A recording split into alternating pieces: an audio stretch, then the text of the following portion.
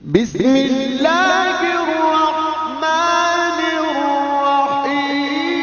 میرے کریم آقا نے حبیب یمنی کو فرمایا کہ حبیب یمنی وہ دو باتیں تو بتاتا ہے یا محمد عربی خود ہی دونوں باتیں بتا دے۔ آج لوگ پتہ نہیں کہاں بیٹھ کے تو عقیدے کرتے ہیں کہ نبی کو غیب کا علم نہیں۔ میرے آقا نے تو حبیب یمنی کو فرمایا کہ حبیب یمنی وہ جو باتیں جو تیرے دل میں ہے وہ تو بیان کرتا ہے یا میں خود بیان کر دوں؟ حبیب یمنی نے کہا ایک بات تو میں کہتا ہوں اور دوسری بات آپ خود جان لیجئے گا۔ میرے کریم آقا نے فرمایا ہاں بول حبیب یمنی کیا بولتا ہے؟ حبیب یمنی بولنے لگا کہ یہ سامنے جو چاند ہے نا، اس چاند کو مجھے دو ٹکڑے کر کے دکھا دے۔ اس چاند کو تو مقدر اجاز اٹھے، وہ چاند جو بچپن میں نبی کریم علیہ السلام کی انگلیوں پر رقص کے لیے ہر وقت تیار رہا کرتا تھا، وہ چاند کو تو مقدر اجاز اٹھے۔ نبی کریم علیہ السلام نے ارشاد فرمایا یہ بھی کوئی بات ہے؟ میرے کریم آقا نے اپنی انگلی کے ساتھ اشارہ فرمایا، چاند دو ٹکڑے ہو گئے۔ اب پھر حبیب یمنی نے کہا کہ چاند کو توڑنا کمال نہیں، چاند کو جوڑنا بھی کمال ہے۔ میرے کریم آقا نے انگلی کے ساتھ اشارہ فرمایا، چاند واپس اپنی جگہ چلا گیا۔ اب حبیب یمنی نے ایک تو معجزہ دیکھا اور دوسرا معجزہ سرکار کی بارگاہ میں کہنے لگا جو میرے دل میں بات ہے اب خود جانیے۔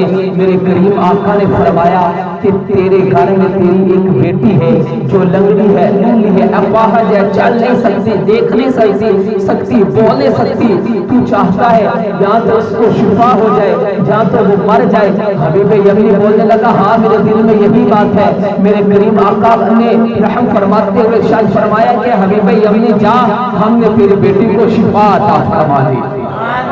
حبیب یمنی نے یہ سنا نا، بھاگتا ہوا گھر میں آیا، آ کر دروازہ کھٹکھٹایا تو وہ بچی جو چلنے سے معذور تھی، دیکھنے سے معذور تھی، آج وہی بچی چل کر دروازہ کھول رہی ہے۔ حبیب یمنی نے پوچھا کہ بچی تو کامیاب کیسے ہو گئی؟ تجھے یہ جو بیماری تھی وہ ختم کیسے ہو گئی؟ تو نے خود چل کر دروازہ کھول دیا، یہ کس طرح؟ اس بچی نے کہا ابا جان خود ہی تو مدینے والے کے پاس جا کے دعائیں کرواتے اور خود ہی آ کر پوچھتے ہیں۔ فرمایا کہ ابا جان وہ مدینے والے تشریف لائے تھے، مدینے والے نے اپنے میرے بدن پر اپنا ہاتھ رکھا اور اللہ تبارک و تعالیٰ نے اس دست اقدس کے صدقے اللہ نے مجھے شفا عطا فرما دی۔ اب اسی طرح امام بصیری رحمت اللہ تعالی علیہ بھی تھے نا، 40 سال گزر گئے تھے، فالج کے مریض کے اندر مبتلا تھے، 40 سال گزر گئے، فالج پڑا ہے، چارپائی کے اوپر ہے، تکلیف بڑی زیادہ ہے۔ ایک دن بڑی تکلیف ہوئی، بہت ہی زیادہ تکلیف ہوئی، مگر جو نیک لوگ ہیں نا ان کا عقیدہ یہ ہے کہ جب بھی تکلیف ہو یا مشکل ہو تو آقا کی بارگاہ میں حاضر ہو جاؤ۔ اب اٹھ سکتے نہیں، قلم کو اٹھایا، قصیدہ زندہ شریف لکھنا شروع کیا۔ مولاي صل وسلم دائما ابدا على حبيبك خير الخلق كلهم، هو الحبيب الذي ترجى شفاعته لكل هول من الاهوال والمقاحم، محمد سيد الكونين والثقلين والفريقين من عرب ومن عجم الى اخره۔ امام بصیری قصیدہ پڑھتے چلے جا رہے ہیں اور یہ تمنا کر رہے ہیں کہ کاش آج سرکار تشریف لے آئے، آج سرکار ہمارے گھر میں تشریف لائے آئے، سرکار کا کرم ہو جائے، آپ کا فضل ہو جائے۔ امام بصیری رحمت اللہ تعالی علیہ قصیدہ لکھتے ہیں، آپ کے گھر کے باہر فقیر بیٹھے ہیں، اپنی جھولیوں کو پھیلائے بیٹھے ہیں، عرض کر رہے ہیں کہ یا رسول اللہ ہماری جھولیوں کو بھی بڑھتے چلے جائیے۔ میرے کریم آقا اندر جاتے ہیں، امام بصیری کے بدن اقدس پر جہاں پر فالج تھا میرے کریم آقا اپنے دست اقدس رکھتے ہیں، وہ دست شفا رکھتے ہیں۔ امام بصیری کو 40 سال والا جو فالج کا مرض تھا وہ دور ہو گیا، 40 سال گزر گئے۔ 40 سال کے بعد امام بصیری بازار کے اندر جاتے ہیں، کوئی جاننے والا امام بصیری کو آواز دیتا ہے کہ اے بصیری رک، بات سن۔ امام بصیری فرماتے ہیں پلٹ کر میں نے دیکھا کہ سوچا کہ آج کون میرے جاننے والا آ گیا ہے۔ امام بصیری فرماتے ہیں جب میں نے پلٹ کر دیکھا تو اس ہستی نے کہا، ان بزرگوں نے کہا کہا کہ اے بصیری، رات کو جو تو قصیدہ سرکار کی بارگاہ میں لکھ رہا تھا، سرکار کو سنا رہا تھا، آج وہ قصیدہ ہمیں بھی سناتا چلا جا۔ امام بصیری فرماتے ہیں کہ میں بڑا حیران، میں نے اس سے کہا کہ جب میں یہ قصیدہ لکھ رہا تھا اپنے کمرے میں تنے تنہا تھا، اکیلا تھا، تمہیں کیسے پتا چلا کہ میں نے سرکار کی بارگاہ میں استغاثہ کیا ہے؟ تو انہوں نے پتہ کیا فرمایا، کہا کہ اے بصیری، جب تیری حویلی پر کرم ہوا تھا نا، ہم سارے فقیر باہر بیٹھے اپنی جولیوں کو پھیلائے، یہی کہہ رہے تھے کہ سرکار ہماری طرف بھی نظر کرم فرماتے چلے جائیے، اور سرکار آتا ہے فقیروں پر، انہیں پیار کچھ ایسا آتا ہے فقیروں پر، انہیں پیار کچھ ایسا، خود بیک دے اور خود کہے منگتوں کا بلا ہو۔ میرے کریم آقا علیہ السلام جس کی طرف نظر رحمت فرماتے، جس کی طرف نظر شفقت فرماتے، اللہ اس کو بھی شفا عطا فرما دیتا تھا۔ نبی کریم علیہ السلام کے ایک صحابی حضرت قتادہ رضی اللہ تعالی عنہ کی آنکھ کا ڈیلا نکلا، آنکھ کا ڈیلا پکڑا، ہاتھ میں سرکار کی بارگاہ میں حاضر ہوئے، کہنے لگے یا رسول اللہ آنکھ کا ڈیلا نکل گیا ہے۔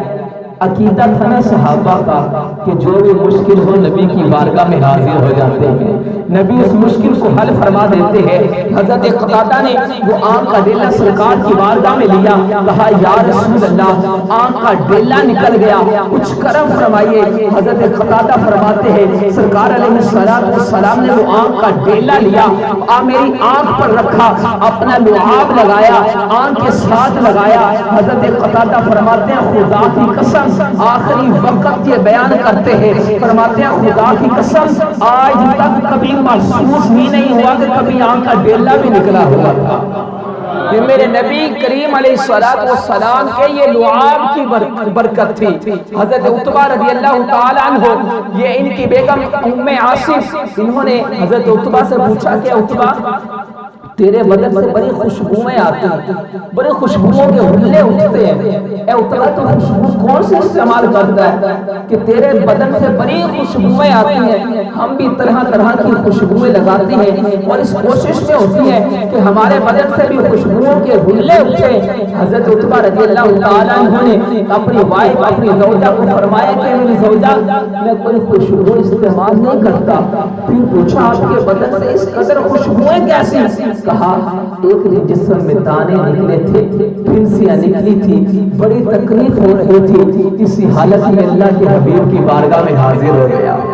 ثابت ہوا جب بھی صحابہ کو کوئی تکلیف، کوئی درد، کوئی مشکل پہنچی، سرکار کی بارگاہ میں حاضر ہو جایا کرتے تھے۔ اب حضرت عتبہ فرماتے ہیں میں سرکار کی بارگاہ میں حاضر ہوا، نبی جان رحمت شافع امت صلی اللہ علیہ وآلہ وسلم نے مجھے فرمایا کہ عتبہ اپنے بدن سے کپڑوں کو اتار لے مگر اپنا ستر عورت چھپا لے۔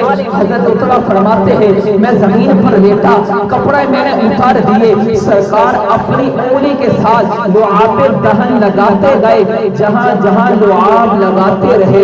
حضرت عتبہ فرماتے ہیں بدن سے تکلیفیں بھی ختم، کھنسیاں بھی ختم، دانے بھی ختم، اور فرماتے ہیں قسم خدا کی اس دن سے لے کر آج تک میرے جسم سے خوشبوؤں کے حلے اٹھ گئے۔ میرے کریم آقا علیہ السلام اگر کسی کے ساتھ کسی کو اپنا لعاب بھی لگا دے تو وہ لعاب کی برکت اتنی ہو جایا کرتی تھی کہ رب اسے بھی شفا عطا فرما دیتا تھا۔ اگر وہ لعاب کھارے پانی کے اندر، نمکین پانی کے اندر بھی میرے کریم آقا اگر گرا دیتے تو وہ کنواں بھی میٹھا ہو جاتا تھا، شہد سے زیادہ میٹھا، دودھ سے زیادہ سفید ہو جایا کرتا تھا۔ یہ میرے کریم آقا علیہ السلام کی عظمت، آپ کے معجزات ہیں۔ نبی جان رحمت شافع امت صلی اللہ علیہ وسلم ایک دن صلح حدیبیہ کے مقام پر تھے، نبی جان رحمت صلی اللہ علیہ وسلم کے صحابہ کرام نے سرکار کی بارگاہ میں حاضر ہو کر کہا کہ یا رسول اللہ صلی اللہ علیہ وسلم وضو کرنا، نماز پڑھنی ہے۔ اب ہمارے پاس وضو کرنے کے لیے پانی موجود نہیں ہے، کیا کریں؟ نبی جان رحمت شافی امت صلی اللہ علیہ وسلم نے فرمایا تمہارے پاس کتنا پانی موجود ہے؟ صحابہ کرام نے کہا یا رسول اللہ ایک چھاگل کے سوا ہمارے پاس پانی موجود نہیں ہے۔ نبی جان رحمت شافی امت صلی اللہ علیہ وسلم نے فرمایا صحابہ وہ مٹکا جس کے اندر پانی ہے اس کو قریب لے آؤ۔ کریم آقا علیہ الصلوۃ والسلام نے اس مٹکے کے اوپر ہاتھ رکھا، اس پانی کے اوپر ہاتھ رکھا۔ علماء نے لکھا ہے کہ میرے نبی کے ہاتھوں سے پانی کے چشمے جاری ہو گئے۔ میرے کریم آقا علیہ الصلوۃ والسلام کے 700 جانثار صحابہ کرام علیہم رضوان نے اس پانی سے وضو کیا۔ حضرت جابر بن الجعد سالم رضی اللہ تعالی عنہ فرماتے ہیں کہ اگر ہم 1000 بھی ہوتے تو پانی پھر بھی کفایت کر جاتا، یعنی جتنا پانی سرکار کی ہاتھوں سے لینا چاہتے پانی مل جاتا۔ تب نبی جان رحمت شافی امت صلی اللہ علیہ وآلہ وسلم کو رب تبارک و تعالی نے اتنا مقام اور اتنے معجزات عطا فرمائے، مگر نبی جان رحمت شافی امت صلی اللہ علیہ وآلہ وسلم کو اتنا مقام، اتنا معجزات، اتنے کمالات ملنے کے باوجود بھی میرے کریم آقا علیہ السلام نے اپنی اس گناہگار امت کو یاد فرمایا۔ جہاں پر بھی میرے آقا گئے اپنی سنت کو بھولے نہیں ہے۔ نبی جان رحمت شافی امت صلی اللہ علیہ وآلہ وسلم کی حدیث ملتی ہے، حضرت انس رضی اللہ تعالیٰ عنہ فرماتے ہیں کہ میں نے پوچھا یا رسول اللہ صلی اللہ علیہ وسلم کل بروز قیامت اگر آپ کو ملنا ہو تو کہاں پر آپ ملیں گے؟ میرے کریم آقا نے فرمایا پل صراط پر آ جانا، وہاں پر ملوں گا۔ پوچھا پل صراط پر کیا کر رہے ہوں گے؟ فرمایا میرے امتی گزر رہے ہوں گے، جبرائیل اپنے پروں کو بچھا رہے ہوں گے، میں اللہ کی بارگاہ میں دعا کر رہا ہوں گا رب سلم امتی، اے اللہ میری امت کو سلامتی کے ساتھ گزار دے، اے اللہ میری امت کو سلامتی کے ساتھ گزار دے۔ پوچھا اگر آپ وہاں پر نہ ملے تو پھر کہاں پہ ملیں گے؟ ارشاد فرمایا کہ حوض کوثر پہ آ جانا۔ پوچھا وہاں پر کیا کر رہے ہوں گے؟ ارشاد فرمایا کہ حوض کوثر پر میرے وہ امتی جو پیاسے ہوں گے میں محمد عربی اپنے ہاتھوں کے ساتھ جام بھر بھر کر ان کو پلا رہا ہوں گا۔ فرمایا اگر یہاں پہ نہ ہو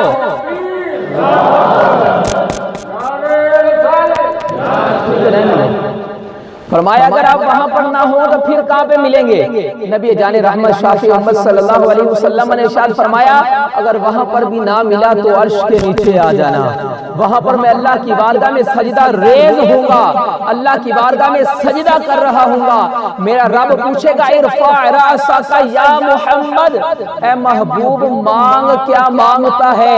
سجدے سے سر اٹھا، سل تو عطا ہوں وشفا تو شفا، اے میرے محبوب سجدے سے سر اٹھا جو مانگے گا تجھے عطا کروں گا۔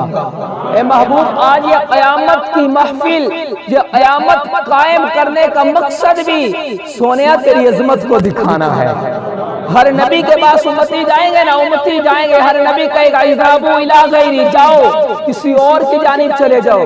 آج تو ہمیں اپنی پڑی ہے، آج تو ہمیں اپنی پڑی ہے۔ حضرت عیسیٰ علیہ السلام کے پاس جب جائیں گے وہ کہیں گے کہ آج میں آپ کو ایک ایسی ہستی بتاتا ہوں کہ اگر تم ان کے پاس چلے گئے نا تو وہ آپ کو کوئی اور راستہ نہیں بتانے لگے بلکہ آپ کی مدد کریں گے۔ جب وہ امتی سرکار کی بارگاہ میں جائیں گے سرکار فرمائیں گے آنا لہا، اے میرے امتیوں میں محمد عربی آج آیا ہی یہاں تمہارے لیے ہوں۔ اور فرماتے ہیں میں اللہ کی بارگاہ میں سجدے سے جب سر اٹھاؤں گا میرے رب فرمائے گا اے محبوب مانگ کیا مانگتا تجھے عطا کروں۔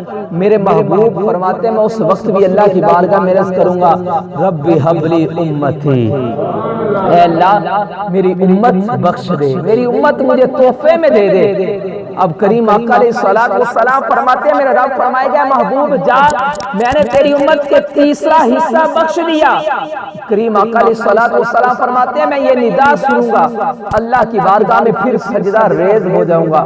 میرا رب پھر فرمائے گا ارفع رأسک یا محمد سل تعطا واشفع تشفع، اے میرے محبوب سجدے سے سر اٹھا جو مانگے گا تجھے عطا کیا جائے گا، سجدے سے سر اٹھا جو مانگے گا تجھے عطا کیا جائے گا۔ اب محبوب فرماتے ہیں میں سجدے سے سر اٹھاؤں گا نا میرے رب جب فرمائے گا مانگ کیا مانگتا ہے میں پھر عرض کروں گا رب ہب لی امتی، اے اللہ میری امت مجھے تحفے میں دے دے۔ اللہ میری امت میرے حوالے کر دے۔ رب فرمائے گا محبوب جا میں نے تیری آدھی امت کو بلا حساب بخش دیا۔ اب کریم آقا فرماتے ہیں میں پھر بھی راضی نہیں ہوں گا، میں اللہ کی بارگاہ میں پھر سجدہ ریز ہو جاؤں گا۔ میرا رب پھر فرمائے گا ارفع راسک یا محمد سل تعطا واشفع تشفع، اے میرے محبوب سجدے سے سر تو اٹھا، جو مانگے گا تجھے عطا کروں گا۔ اب کریم آقا فرماتے ہیں میں سجدے سے پھر سر اٹھاؤں گا، میرا رب فرمائے گا محبوب مانگ، کیا مانگتا ہے؟ میں عرض کروں گا مولا میری امت میرے حوالے کر دے، اے اللہ میری امت میرے سپرد کر دے۔ اب کریم آقا فرماتے ہیں رب فرمائے گا سونیا کہ تیری امت تیرے حوالے کرتا ہوں، سونیا آج جنت کے دروازے پر کھڑا ہو جا، جس کے دل میں رائی برابر بھی ایمان ہے اس کو پکڑ اور داخل جنت بلا حساب کرتے چلا جا۔ یہ کریم آقا ہے، اپنے امتیوں سے کس قدر محبت فرمانے والے ہیں، کس قدر الفت فرمانے والے ہیں۔ صلی اللہ علیہ وآلہ وسلم کے قلب اطہر پر کیا تکلیف دیتے ہیں، یہ آپ کا دل خوش کرتے ہیں۔ ہر انسان کے پاس یہ کویسچن ہے اور خود اس کا آنسر ڈھونڈے کہ کیا میری وجہ سے میرے محبوب میرے آقا کا دل تو نہیں دکھ رہا۔